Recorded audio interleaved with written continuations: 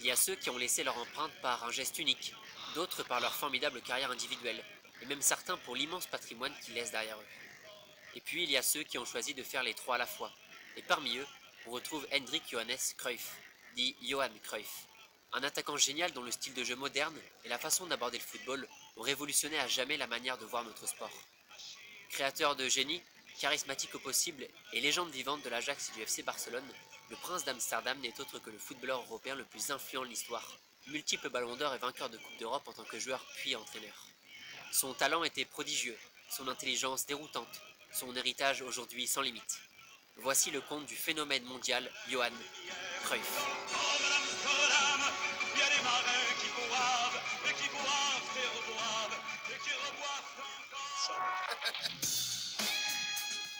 Le petit enfant que vous voyez jouer avec le ballon ici s'appelle Johan. Il habite à quelques centaines de mètres du stade de l'Ajax et intègre les équipes juniors du club dès son plus jeune âge. À même pas 17 ans, il débute avec l'équipe première contre Groningen et inscrit son premier but, déjà très à l'aise avec le cuir qu'il commence à taper régulièrement. La saison suivante, le petit génie s'impose et collectionne les buts, en plantant à 25 reprises sur les 23 journées de championnat qu'il dispute. Intelligent sur le terrain, créatif, imaginatif, mais surtout doté d'une capacité d'accélération et d'un sens du jeu déjà peu commun, Cruyff ne cesse d'impressionner et fait parler de lui en enchaînant les saisons à plus ou moins de 35-40 buts.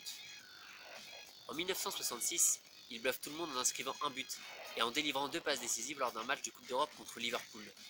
Sa fausse nonchalance cache en réalité un joueur très appliqué, capable d'évoluer en numéro 10, sur l'aile ou même en pointe, sans que cela n'impacte réellement son niveau de jeu.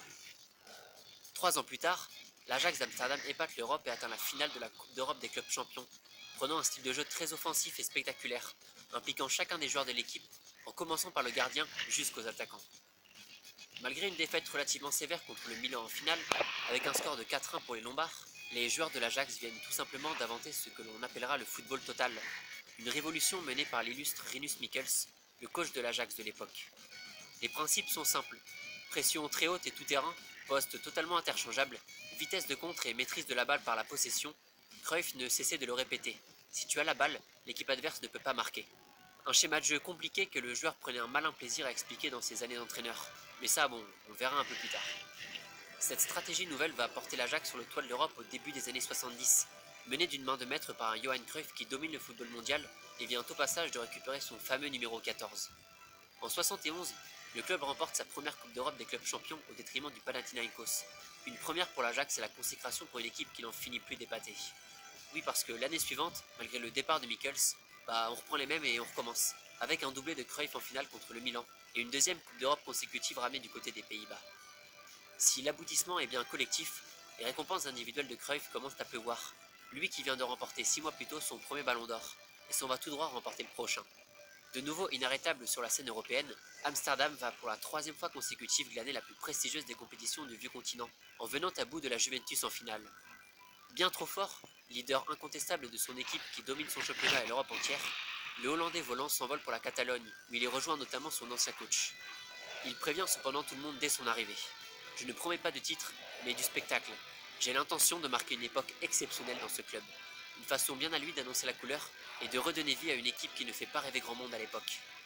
Face à une pression populaire énorme, celui que l'on surnomme El Salvador, le sauveur en catalan, va relancer tout un club et faire du Barça une machine qui ne perd plus.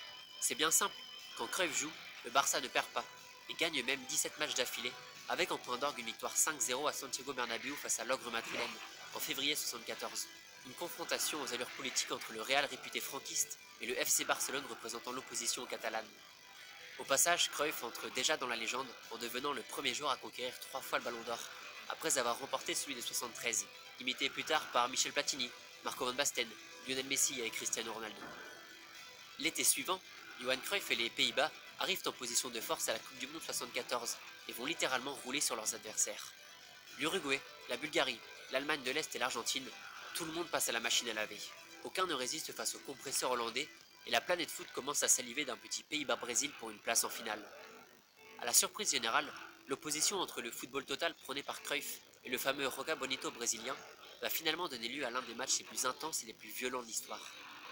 Après 90 minutes de tacles et d'interventions décisives plus que limite, les Pays-Bas s'en sortent grâce à une passe décisive et un doublé de Cruyff. Direction la finale contre l'Allemagne de l'Est de Franz Beckenbauer et de Gerd Müller, qui sortent d'un deuxième tour sans aucune défaite. Alors que les Allemands n'ont pas encore touché le ballon, Cruyff, encore lui, transperce la défense et provoque un penalty qui sera transformé par Niskens. L'Allemagne reviendra finalement au score, une nouvelle fois sur penalty, et prendra l'avantage après un but de Müller en seconde mi-temps. Quasi inexistant sur l'ensemble de la rencontre, les Néerlandais laissent passer l'occasion d'inscrire leur nom sur la liste des vainqueurs, malgré une génération dorée et un Cruyff ni plus ni moins au sommet de son art. De retour au Barça, les Blaugrana peinent à capitaliser sur leur joyau et ne gagnent rien jusqu'à la Coupe du Roi en 78, qui marquera d'ailleurs la fin de Cruyff en Catalogne en tant que joueur.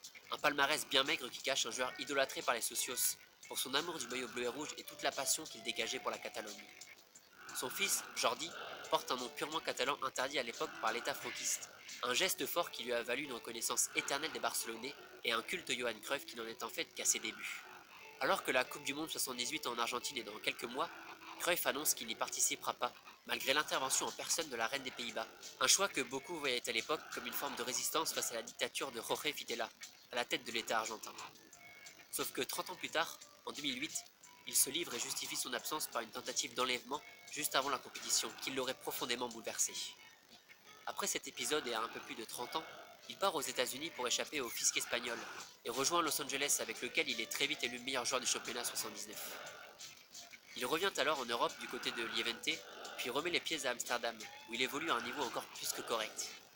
Il marque dès son retour à l'Ajax et s'en va remporter le championnat, mais le club décide contre toute attente de ne pas le prolonger, ce qui poussera Cruyff à rejoindre le Feyenoord Rotterdam, avec lequel il brillera pour son ultime saison et marquera pour son dernier match, un clin d'œil subtil à l'histoire, lui qui avait inscrit un but dès ses débuts avec l'Ajax.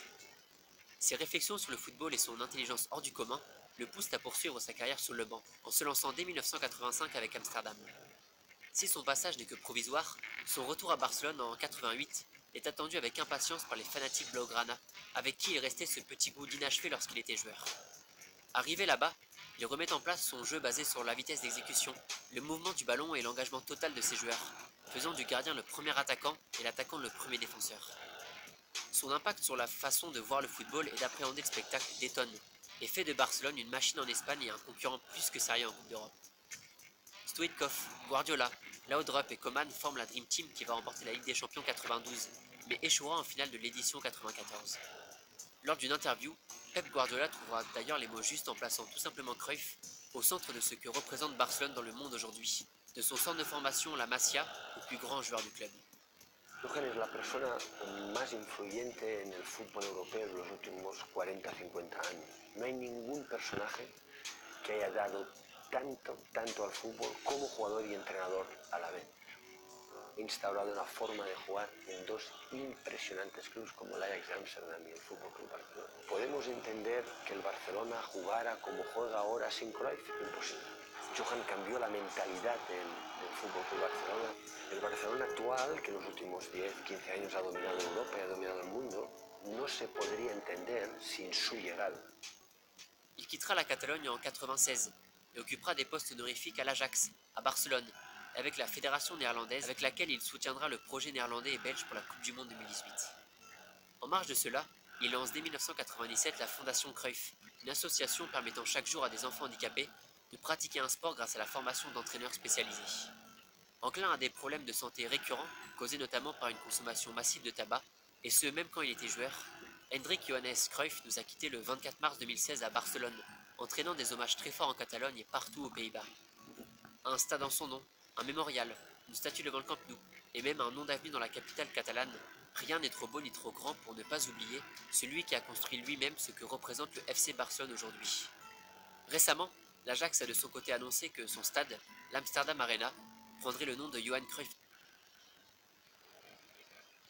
Passer son permis de conduire, maintenant c'est simple et rapide, avec Auto-École.net. Arena dès la saison 2018-2019. Voilà, il est temps de conclure ce conte de foot sur Johan Cruyff, celui que les Barcelonais surnommaient affectueusement El Flaco, le maigre, qui pendant une vingtaine d'années a mystifié tout type de défense en imposant un style, son style, un schéma tactique aussi bien défensif qu'offensif, qui a fait de l'Ajax un rouleau compresseur qui a marché sur l'Europe durant quelques années. Le football total avait des principes, mais il avait surtout un visage, celui d'un gamin d'une vingtaine d'années au physique trompeur, doté d'un QI football hallucinant, d'une rapidité d'exécution et d'une lecture du jeu hors du commun, qui lui ont permis de survoler les débats et de s'imposer comme le meilleur joueur européen de l'histoire.